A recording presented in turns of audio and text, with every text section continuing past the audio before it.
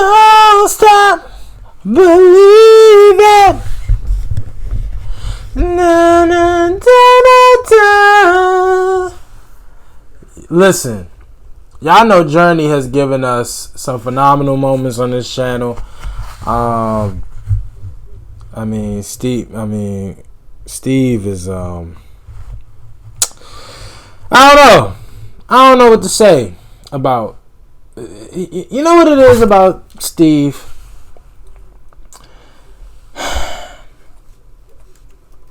I wish I could find a video. I don't think I'm gonna find it. Hold on. Let me see if I can find this video. I should have did it before I started, right? See, the thing with Steve Perry is, I'm not gonna find it, and I ain't gonna waste your time. But he's so special. Like, it's a lot of people like that. Like, when you look at sports, like I'm rambling. I'm trying to get my thought together. But like, it's so many talented people that it's like they're too talented that they get overlooked. I know that makes no sense. But y'all know what I'm saying? Like, have you ever seen somebody that's really good at basketball? I'm trying to think of a good comparison. Somebody that's really good at basketball but gets overlooked.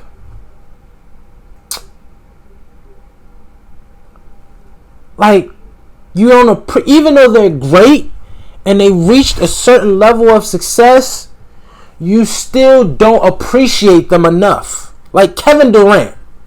Kevin Durant is a gift from the basketball gods. And for whatever reason, he still doesn't get appreciated the way he should. Like, that's how I look at Steve Perry.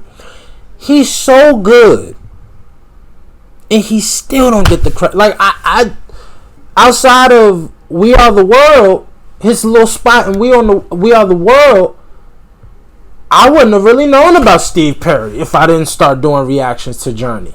Honest to God. And I just don't feel like that should be the case. But anyway, Journey, Separate Ways is what we react to today. Official music video from 1983. Really excited. We'll do the song research afterwards. It's been a few months since my last Journey reaction. They never let me down, so let's go.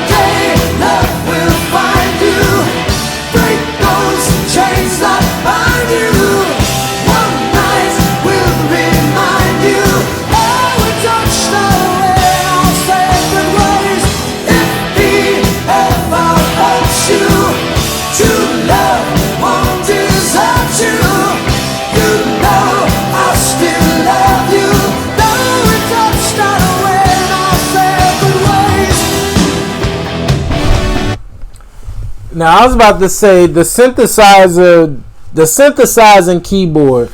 I was like, tell me this is from the 80s without telling me this is from the 80s. I just heard the dun dun, like that, just that 80s Vice City, Miami piano key, and I was like, oh yeah, this is definitely from that 80s run. Excuse me. And then from the video, the leather skirt and all that, I was like, gosh. But see, this is what I'm talking about with Steve. I mean, how do you look? I haven't read a greatest band vocalist list in a while, and I think when I did, I think Freddie was 1, Robert Plant was 2, was Jagger 3? I think Jagger was 3. I think Axl Rose was in the top 15. I think they included Stevie Nicks for Fleetwood. I say all of that to say I don't know where Steve Perry's name is on greatest vocalist for bands, greatest vocalist period, but specifically for rock and roll bands. If it ain't in the top 8, the list is not valid. That's all I'm gonna say.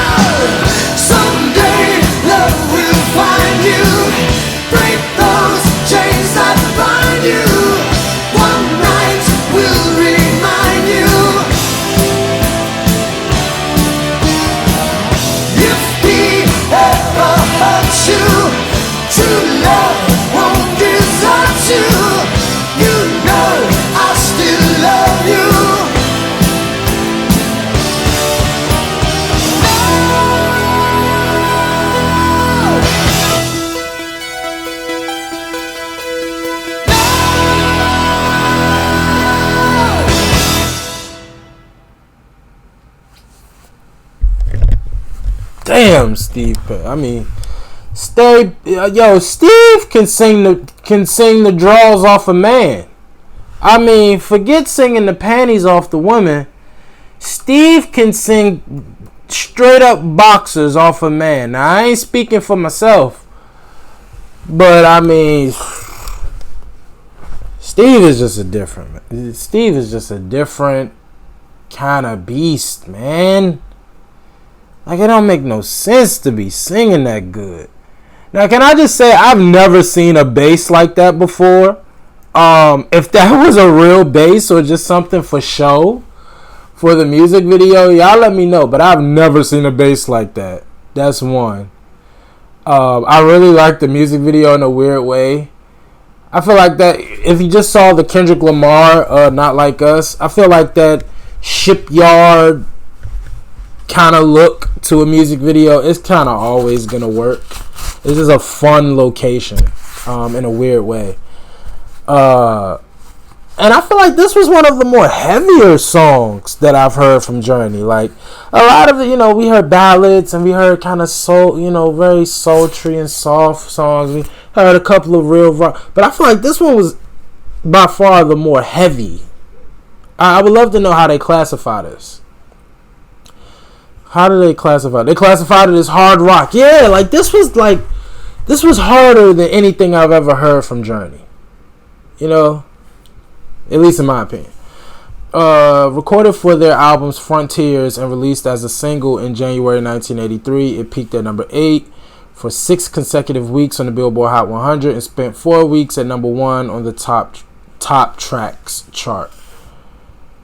Known for its use in the film Tron Legacy and season 4 of Stranger Things. To accompany the song on MTV, the band shot its first concept video.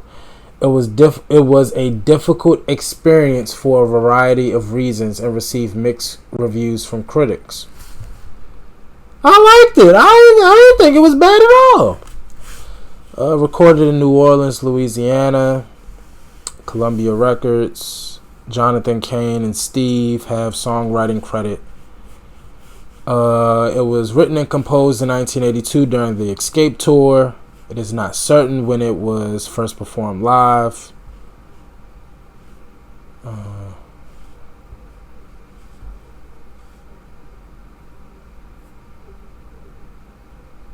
We usually don't write songs that far in advance of an album, observed Jonathan Cain, the band's keyboardist, and Andy Setcher in his article. But on that occasion, Steve and I were just working on an idea backstage and it all came together. He was working on a bass and I had a guitar and we just worked out the melody that night and the lyrics the next afternoon. Sometimes you get lucky and have a song fall together like that. That's cool. I would love to know why they say the video is now infamous for the scenes where the band is pretending to play non-existing instruments, although they do also play their real instruments. It features over 50 camera moves with choreography by Columbia Records Art and Creative Services.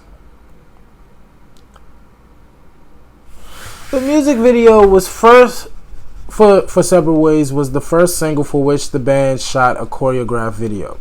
Previous videos were performances that were taped and edited, expanded with Faithfully to include a montage of the band on tour shot by a crew from NFL Films. Steve Perry had been very opposed to making a choreographed video. He always says, "We're performers, we're entertainers, but we're not actors. And we were not a very photogenic band," recalled Cain. Okay, I get that. It was reported that on the first day of shooting, there was a cold breeze coming off the Mississippi River next to the wharf. This made filming all the more difficult on the band and Perry, who was seen retreating to his camper to keep warm. This state of affairs was complicated by the presence of Perry's then-girlfriend, Sherry Swafford, on the set.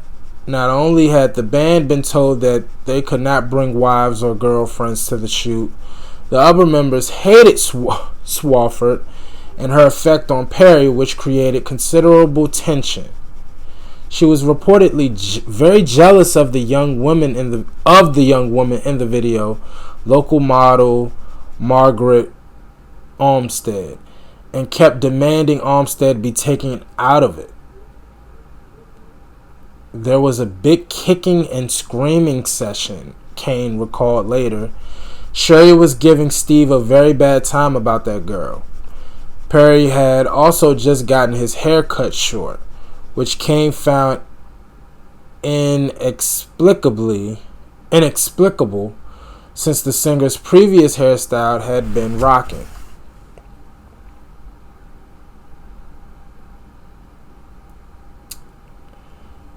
Oh wow! In 1999, MTV chose it as its 13th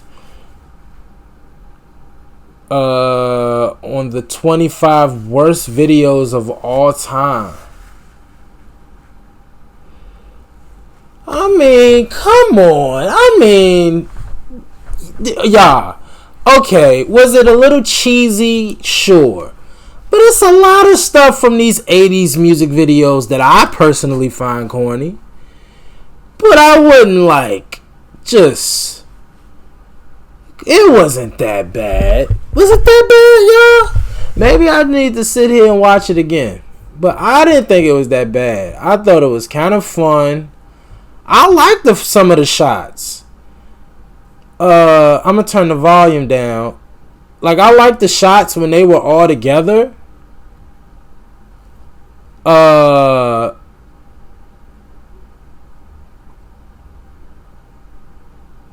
Yeah, I like this shot where they're all together. I like this. I like the shots of the drummer. I like the close up of the drummer. Yeah, everybody else kind of look weird.